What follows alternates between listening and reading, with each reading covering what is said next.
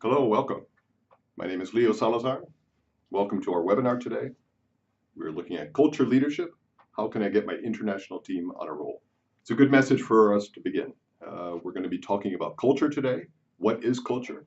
How does culture have an influence on you and your team that you're managing within your company? How does culture influence your organization?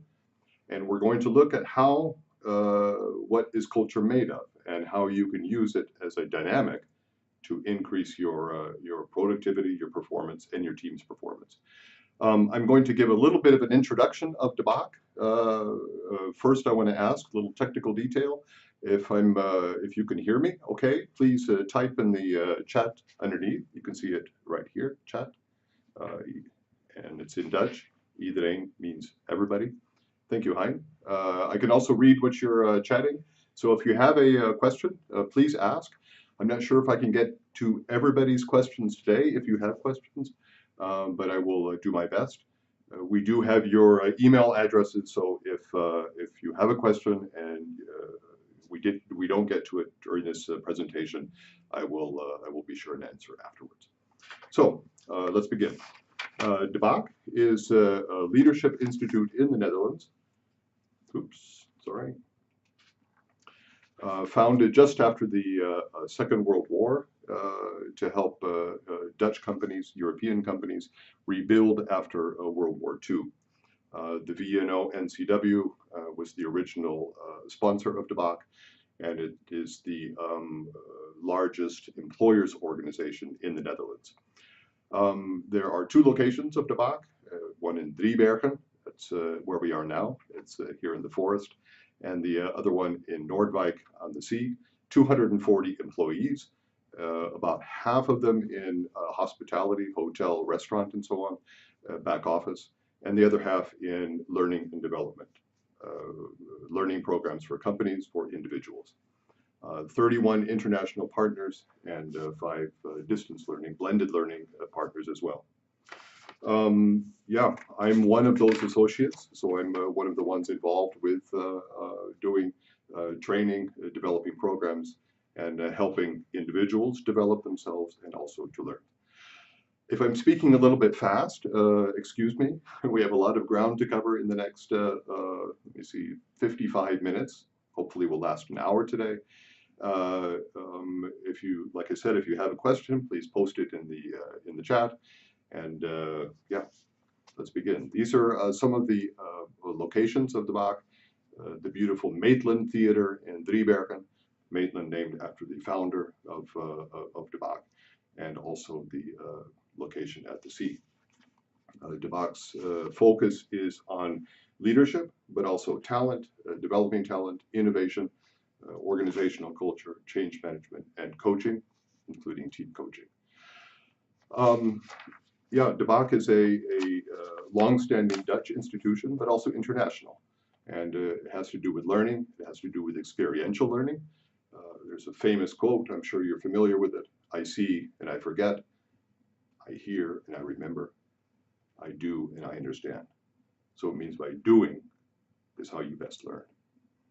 And there are 3 dynamics to learning. We'll come back to that later. Attitude, knowledge, and skills. You can't learn without all 3 of those together. And I'll explain a little bit what that has to do with culture and how how culture can both influence and hinder learning. But first, a little bit about myself. I'm born and raised in California, Riverside, California. Beautiful. If you ever get the chance to go there, please do. One of you asked about my profile, said that I mentioned that I haven't lived regularly in the Republic of California since 1979. I've been working in international, intercultural environments. And Ilona asked, yeah, Republic. I thought California was part of the United States. It is now, but that is a nod to my own history. And our family is one of the last Spanish governors of California, before it was in the United States, when it was a part of the Mexico, the territory of Mexico. Yeah, why do I mention that? You know, pretty pictures, nice, California, beautiful. The reason I mention that is because where I was born, into what circumstances, my family, my environment, my influences in growing up, these are all a part of who I am, and they're all a part of my culture, just like all of you. Each of you has your own origins, your own influences, and you bring with you your own culture. And this is all very well and good when I'm in my own environment. And everybody understands each other. Everybody understands what the rules of the game are. However, when I'm outside of that familiar environment, what then? The natural reaction is a bit uncomfortable. How am I going to interact with somebody if the rules of the game aren't completely clear? And that's what we're going to talk about. What are the rules of the game, and how can you adapt yourself to the other in helping both of you do better considering your different cultures. Um, we'll say goodbye to California now. Oops. Okay. Culture leadership. Our learning objectives for today. Now, it's a big word, learning objectives. This is an introduction into what I do with individuals and companies for Baak. Number one, see culture. Recognize if a problem has a cultural origin at its base. Number two, bridging to other cultures. And we will go over a model, a very robust model, to help you interact with different cultures to great value. Number three, developing yourself and your team to achieve value by leveraging cultural differences. And number four, spreading awareness and understanding and appreciation of cultural differences and what value that they can give to the organization. Before we go further, a very quick poll. We'll do this very informally. I won't have you fill in. Kita, can we get the next slide? Yeah, that's good. Five statements. Oops, Kita's gone away. I hope you can still hear me. Oh, there we go. Okay, good. Thank you. By the way, Kita is literally behind the screen. So thank you, Kita, for facilitating today. And also thank you to Baak, by the way. I forgot to mention for hosting me and being a part of this experience. The whole Baak team has been busy in promoting today's webinar, so I'm very happy for their support. So, 5 statements. 1, we're in my country. Things should be done my way. 2, we're all working for the same company. I focus on our mutual corporate values. Number 3, I'm aware that people see things differently, and I try to understand how that fits in with my way. 4, it's up to me to adapt if I can expect my team to perform. And number 5, by working and adapting together, we have the chance to create something new. If you'll use those as 1 through 5, please choose one and type it in the chat, if you will. We have a poll. We can make it a poll. Oh, okay. Kita says we can make it a poll. So we'll do this on the fly. This is also very culturally oriented, by the way, being able to do things on the fly. There we are. Can you see that? Kita, can they see that? Yes. Please choose one. Okay, very good.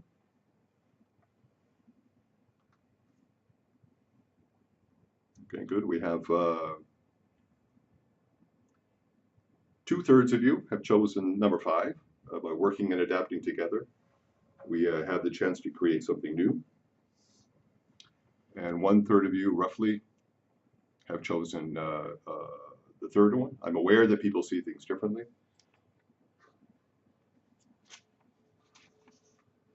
Good. Okay, good. Thank you. Thank you, Kita. And thank you for participating. It's very nice. It's also pretty much what I expected. I assume that a good many of you are already culturally aware. Most people who are not yet culturally aware, or at the very least, focus on the benefits of the commonalities of different cultures, it's not an area that they explore very readily. And what I'm hoping to show is that how we can do explore it, be aware of it, and use those dynamics towards better performance. Yeah, this is what I expected. Very quickly, this is the so-called Bennett scale. It shows the five dimensions, actually there's six, going from all the way from denial, defense, minimization, acceptance, adaptation, and integration, going from a very ethnocentric, in other words, my culture is the best in the world, and all other cultures are subservient to that, to ethno-relative, where you understand that the world is a big place with very many different cultures. Yeah, is there an ideal? Of course not. Is there a need? I think very much so, yes. But what is that need, and how do we go about responding to that? What I think is interesting is that, of course, I see culture everywhere, in all things. But as they say, if the only tool you have is a hammer, everything looks like a nail. Uh, I don't know if that's necessarily the case, but yeah. When I hear statements, and these are actual statements that I've had from clients, and some clients who minimize culture and its influence on what they're doing. For example, the supplier, he keeps calling back and asking all these questions. We had a meeting last week with his boss. I don't know why he keeps calling me. Everything was clear. Or, we both signed the same contract. I don't know what the problem is. Another one is, I asked her about it and she said it was fine. Is there a problem? And another one was, I sent the email. He should have understood it. Now, to me, depending on the environment, of course, almost every single one of those statements has a cultural element to it. What is culture? Let's address that before we go any further. Very textbook definition. This is from Carrot Holsteda. I've got a few books to share with you. Carrot Holsteda, Culture is an Organization, Software of the Mind. And I love that terminology that he uses, software, because software is programmed. The shared knowledge, beliefs, values, and behaviors and ways of thinking among members of society. And number two, the collective mental programming, which distinguishes one group or category of people from another. Now, if you'll notice, this may or may not have anything to do with different countries. For example, you can apply a culture definition to just about any demographic difference. Age, for example, gender, man, woman, or sexuality. Also looking at technical people versus non-technical people, or somebody who was born in the north of the country and you come from the south of the country. All of these are, these people are acting under influences that they had while growing up, for example, and have different cultures than you do. So different cultures doesn't necessarily mean international. It can also mean your own people around the table. Many people, when they look at cultures, they depend on stereotypes. And stereotypes are sometimes handy, and I'll show a short film in a couple minutes that demonstrates that. However, they're also dangerous. And stereotypes, unfortunately, some people wonder, why is stereotypes bad per se? It helps me, it gives me a handle that I can latch onto. Peter, we're not getting the next slide. Can you? Yeah. This is a metaphor, if you will, of culture. We see on the surface clothing, food, behavior, language, customs. These are the things that we see in front of us that tell us that we're dealing with a different culture. But underneath the surface, where we can't see, then you come into norms, practices, attitudes, judgments, understanding, assumptions, beliefs, and at the very bottom, your very core values. Stereotypes rely on what is above the water, what you can see. And when you rely on stereotypes, and often, unfortunately, when we make fun of people or satirize them, we are using their stereotypes, what we can see. What that does is that devalues a group. It negates the potential value that they have for you, for a company, for themselves, if you only depend on what you can see. And I've always used a saying, it's not for you as a different person to prove to me your value. It's up to me to discover that value in you. That's where the responsibility lies. How can we, as responsible individuals, find the best out of the people around us? All right, these are all very technical terms. What does culture look like? How can you tell that somebody is from a different culture? For example, very many people, business people, for example, have a standard global way of dressing. Suit, tie, or no tie, as the case may be. How can you tell that from a different culture? One way to tell is by the rituals, patterns, behaviors that they exhibit. And this is something that we need to be open for. Kita? Thank you. I like to use my own culture as a comparison because I run the risk of not offending anybody. And one of the rituals in North American, United States, I should be more specific, society, is the Pledge of Allegiance. Pledge allegiance to the flag of the United States of America.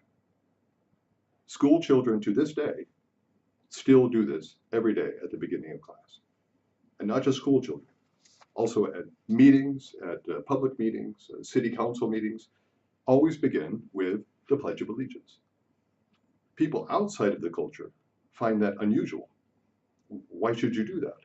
I thought America was the land of the free and the individual.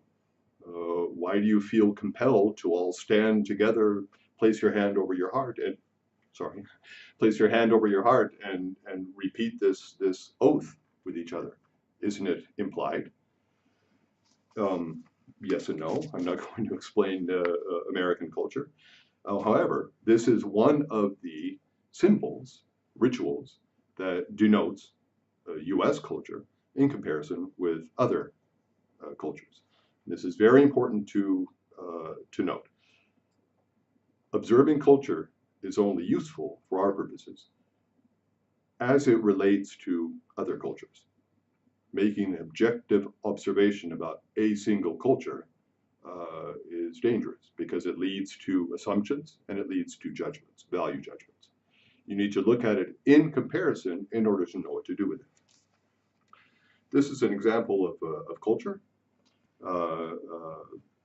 Let me show you, and it's a very visible symbol of culture, a ritual, if you will. Let me show you another one that's I'll give you two examples. One example that works and one example that doesn't work in how do we discover what culture is. What this is a publication that was made by the German newspaper Bild. And the purpose of this publication, a 4-page document, very compact, was to give to refugees, asylum seekers, who have come into Germany in recent months, from Syria predominantly, but also from other countries, seeking asylum in Germany. And this document is intended to give them very practical information. For example, how to enroll your children in school, where are the registration centers, applying for government assistance, for example. And it also includes a map of Berlin, as you can see. This works. It worked very well for two reasons. Number one, it's very practical, useful, basic information that meets very basic needs. Number two, and even more important, it's in the language of the target group.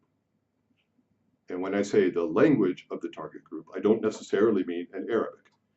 I also mean when a refugee, an asylum, somebody seeking asylum, looks at this, they see pictures that they're familiar with, pictures of themselves, pictures of people like them, pictures of where they are. You see at the upper left the pictures of the tents where some are living. So it speaks to them. They feel a sense of identity. Um, this is very important for helping people feel comfortable inside of a culture. Do people feel a sense of belonging? Do they feel valued in this culture? That's what works. Let me show you something very, very similar, which doesn't work so well.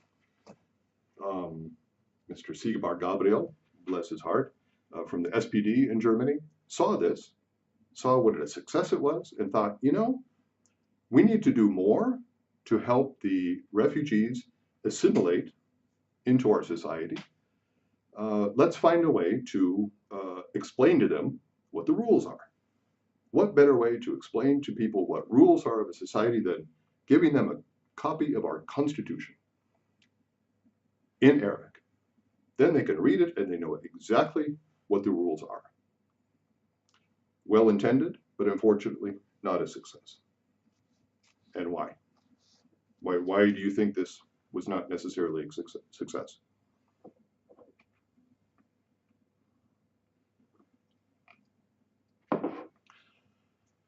Oh, we're getting somebody reacting. Thank you very much.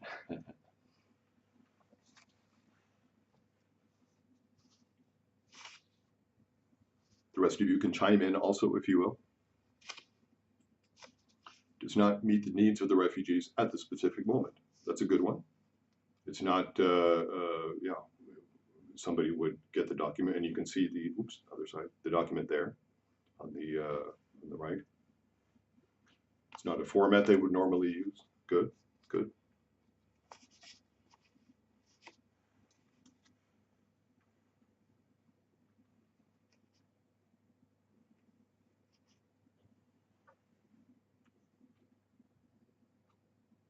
Okay.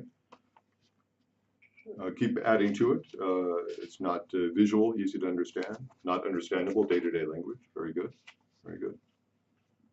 Even I've read the English translation and I can't understand it either. It's, the only way that this would be useful in any possible way is if they would have teams of legal experts to explain exactly the history behind this document, its application, what is it for. A constitution is a living document.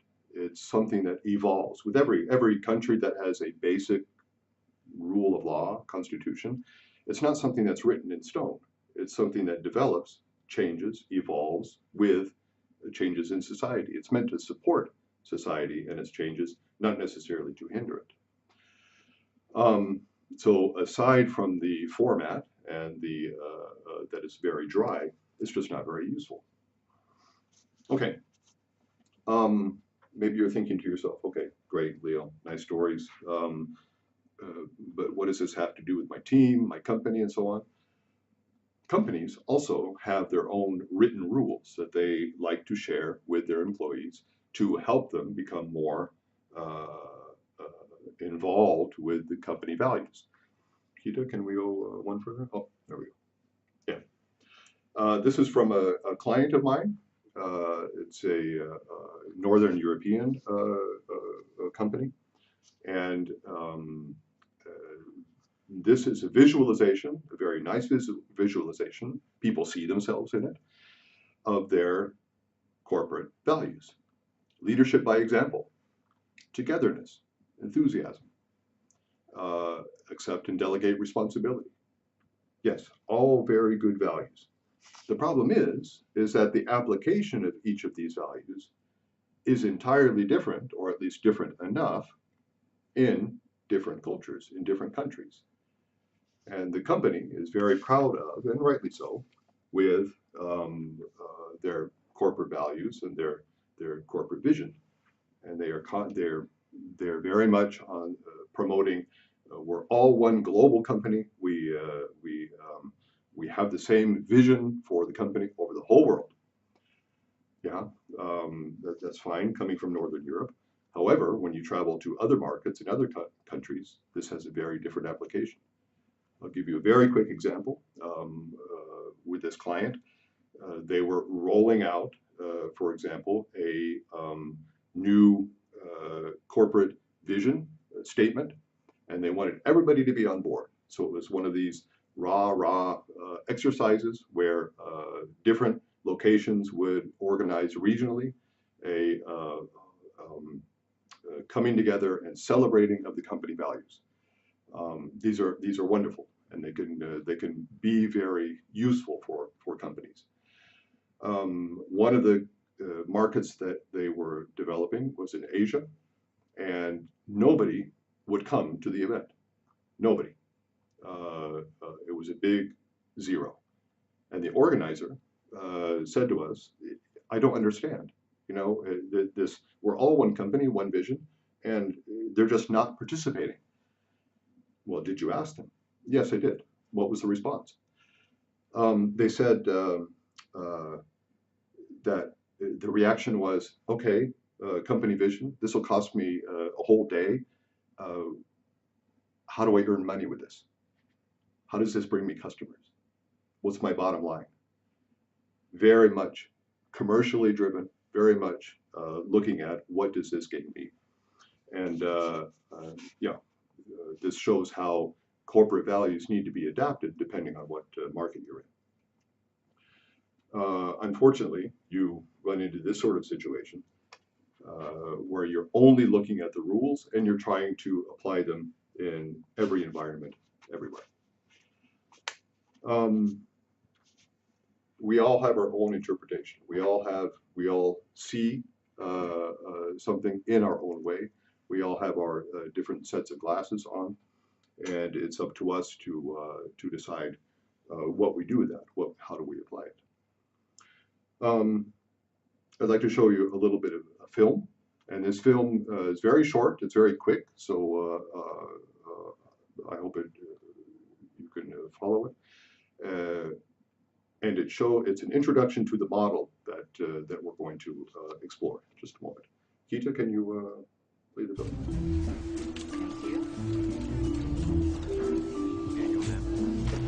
Bingo. Asians. You can't be serious. You never get behind people traveling with infants. Never seen a stroller collapse in less than 20 minutes. Old people are worse. Their bodies are littered with hidden metal, and they never seem to appreciate how little time they have left on Earth. Here you go. 5 words, randomly selected for additional screening. Asians. They pack light, travel efficiently, and they got a thing for slip-on shoes. God love them. That's racist. Unlike my mother, I stereotype. It's faster. Okay, thank you, Kita. Appreciate it. Yeah. Stereotyping. Did it work? Yeah, it worked. Was it racist? Not necessarily. Racist is that superiority. My race is superior to others. Was it flexible? Did it lend itself to a variety of environments? Was it really a tool that he could use in other situations? No, of course not. But it shows, and in fact, if you look at it again, it's a little bit of a. You could have also had Asian elderly or Asians who were being controlled by the customs. But it's a great movie, by the way. Up in the Air with George Clooney. Yeah, highly recommended. Good. Let's go to the model. We're a little more than halfway through our time, so we'll have to make some speed.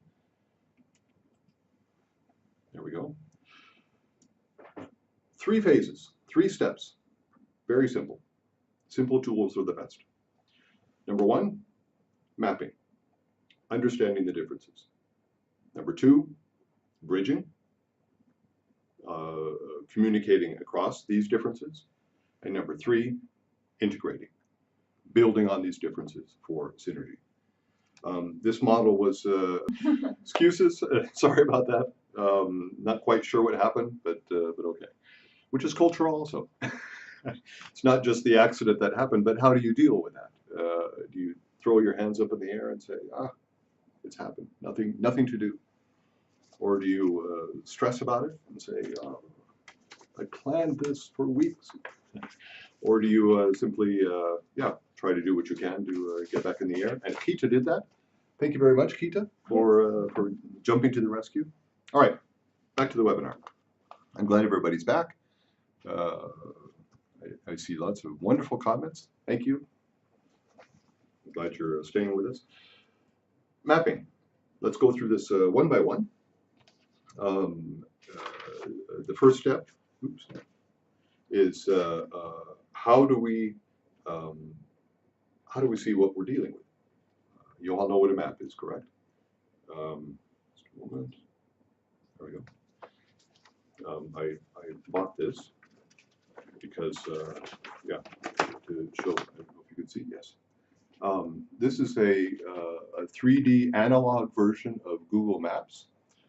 For those of you born after 1995, perhaps you haven't seen one. It's printed on paper, and you can find your way by a grid.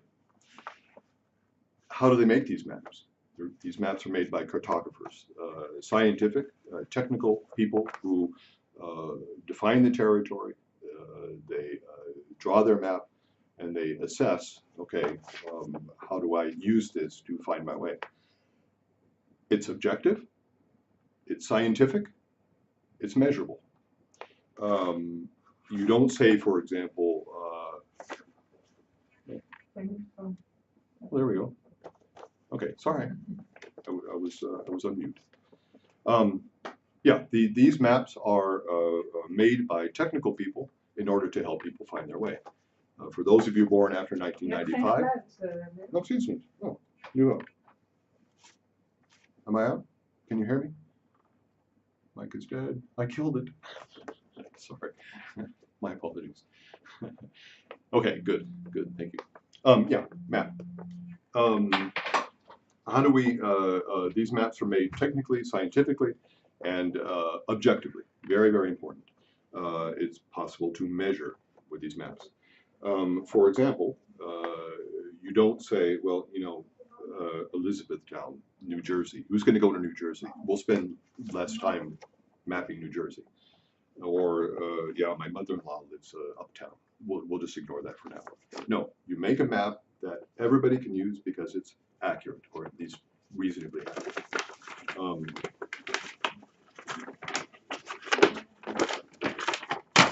Anyway, we also map in culture. We see things, and we observe, we measure, hopefully scientifically, technically.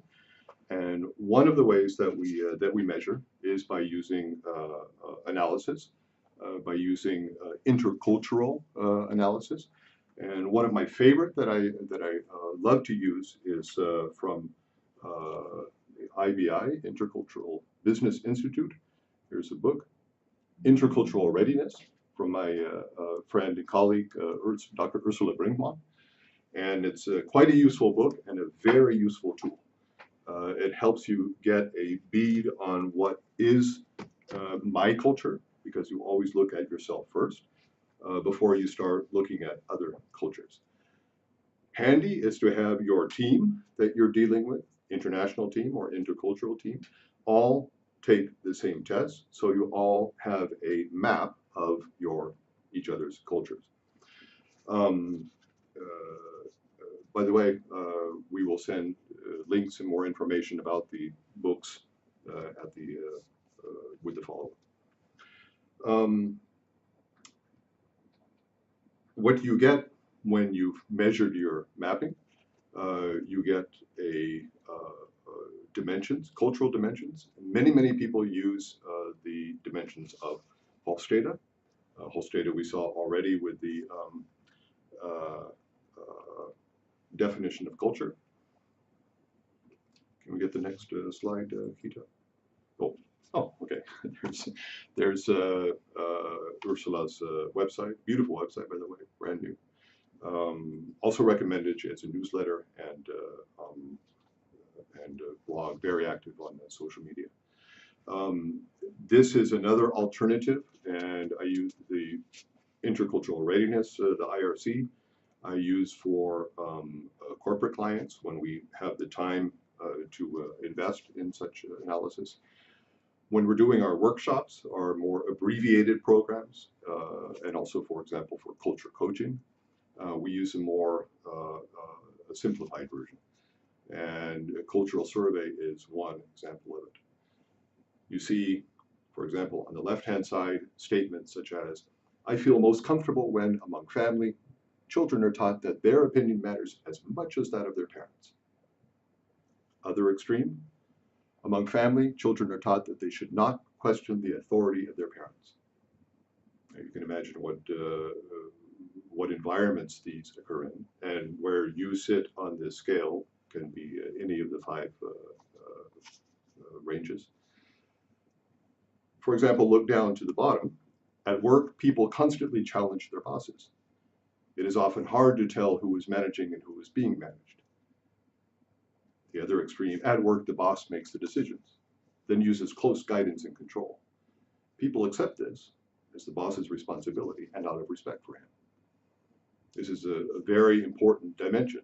I'm sure some of you are familiar with a very egalitarian structure, where you can't tell who is the boss and who is the employee. Open doors, for example, at the very minimum, to a very strict command and control relationship with your superiors. In that case, when the boss says jump, your only reaction is how high. These are, there we are. These are 5 dimensions of Caird-Hofstede.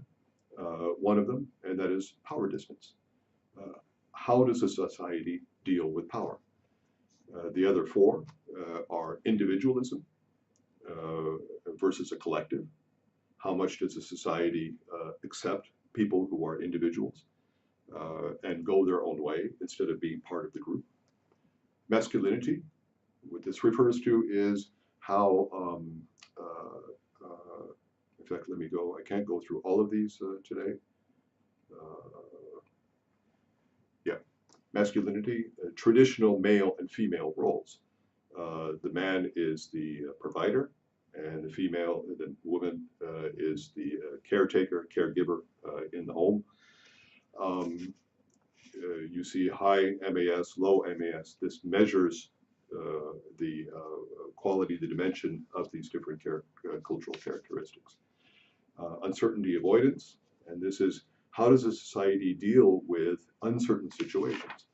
Are there rules in place to help people understand or help people structure and deal with unpredictability?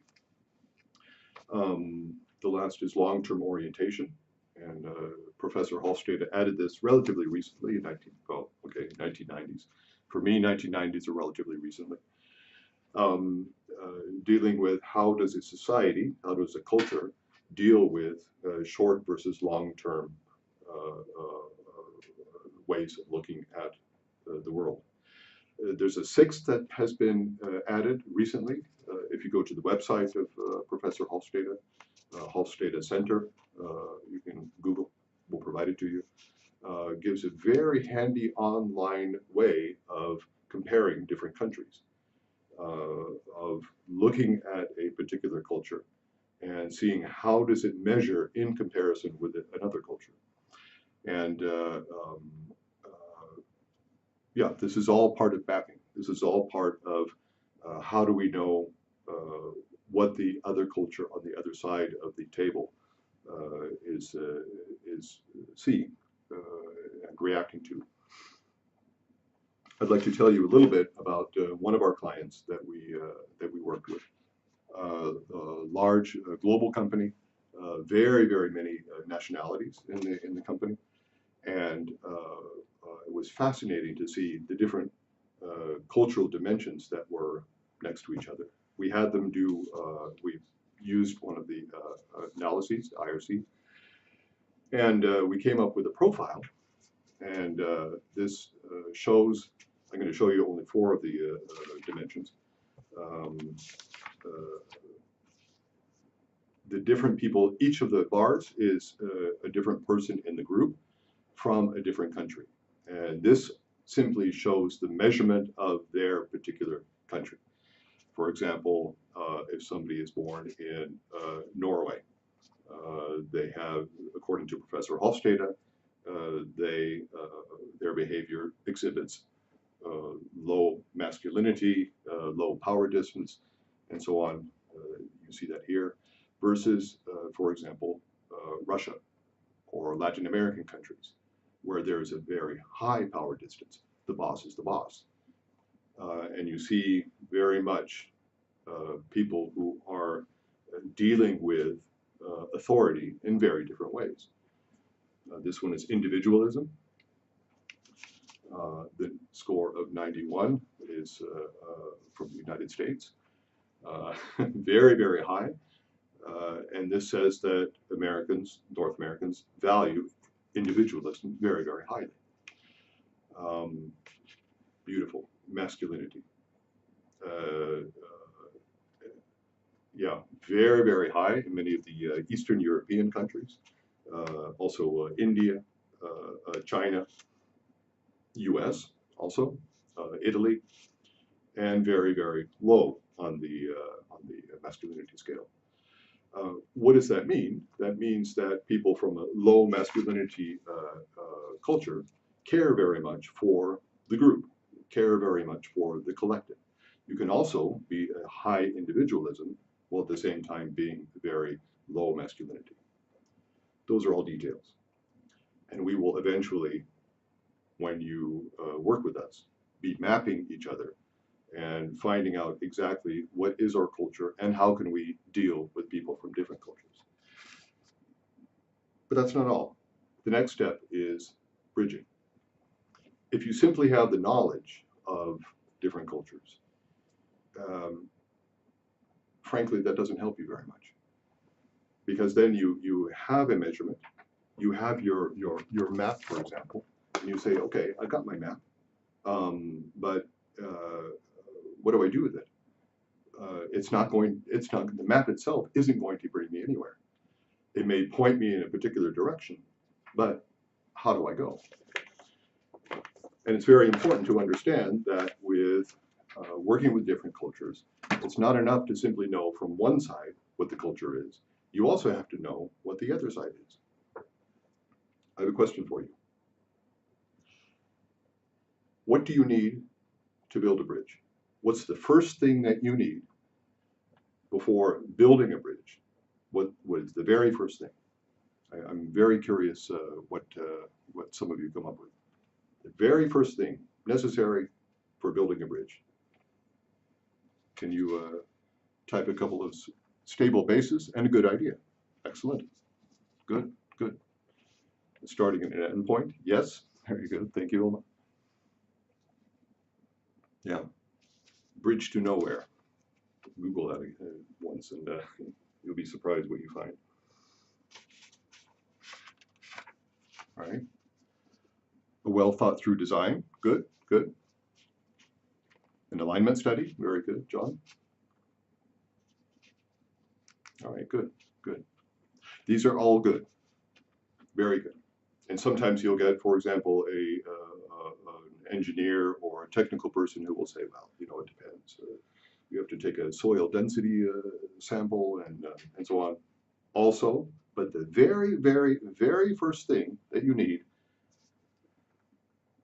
Han, very nice, the will to reach the other side. Mark, thank you. The very first thing is a reason. You need a reason to build the bridge.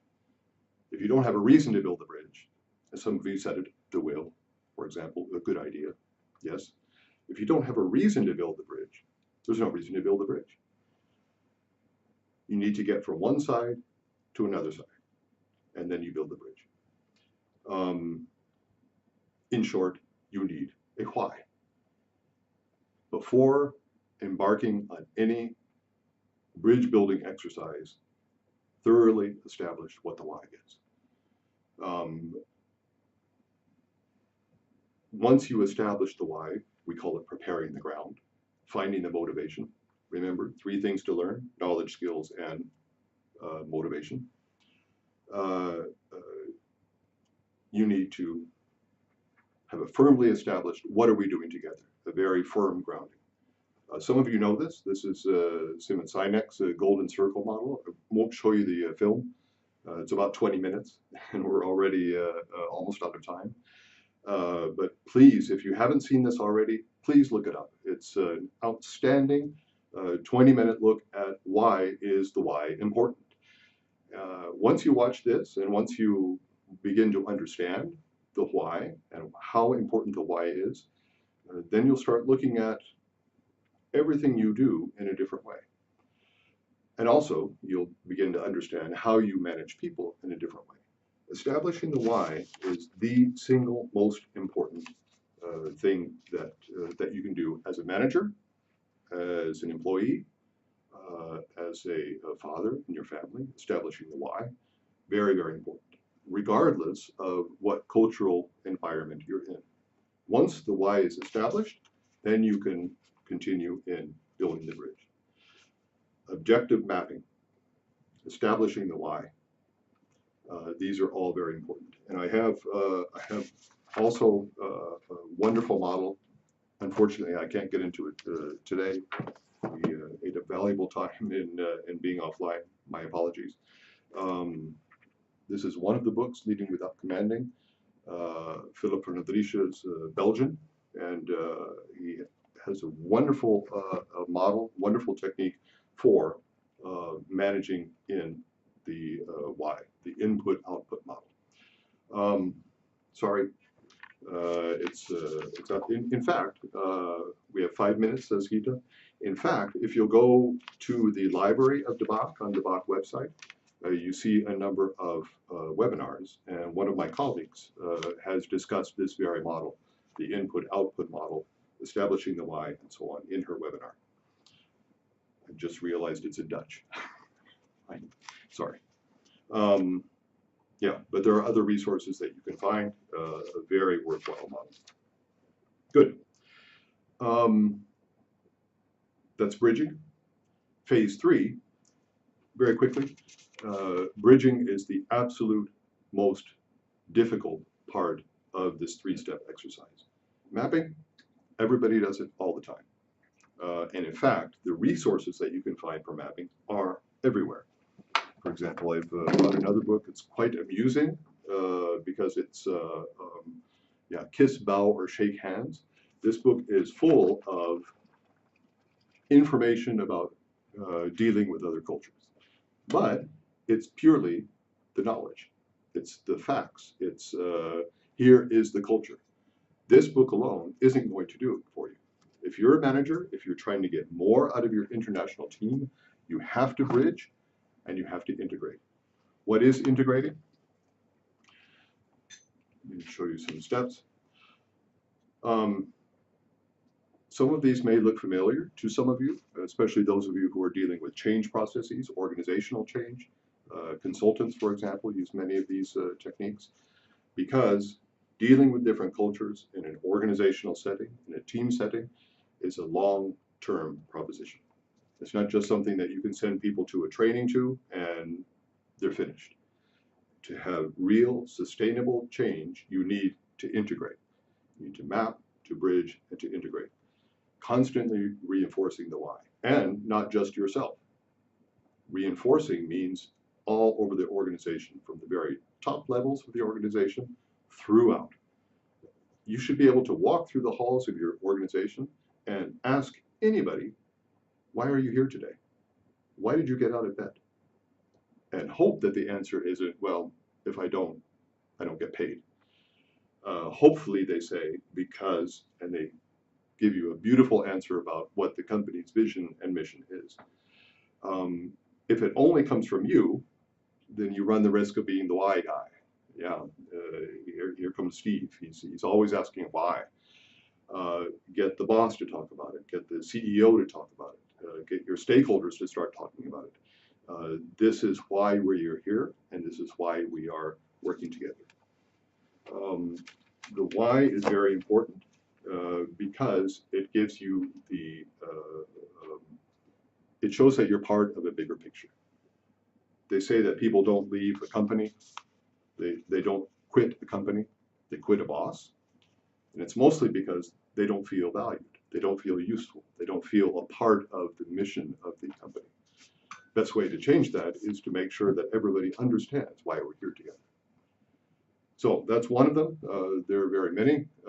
Advertising successes, for example, having a cross-cultural coaching corner where we look at various elements of coaching. The results, these are just a few of the companies that I've worked with, both in my own company and through Baak. And these companies have dealt with cultural differences, cultural changes, and many of them have booked very clear, concrete results. I would love to discuss them with you at some time, and also discuss in more detail some of these models that we've looked at together. Yeah, I hope you've enjoyed it. This is my contact information if you want to contact me. As I mentioned, we'll be sending out more information. You'll be able to see this webinar, hopefully minus the gap in time, on the website probably next week. And we'll send you more information regarding the books and how you can explore more in culture. Thank you again very much for being here today and to giving me your attention and time. Thank you again, Peter, for your help and support. And thank you again for Baak for supporting us in this afternoon. So thank you and have a good day. Bye-bye.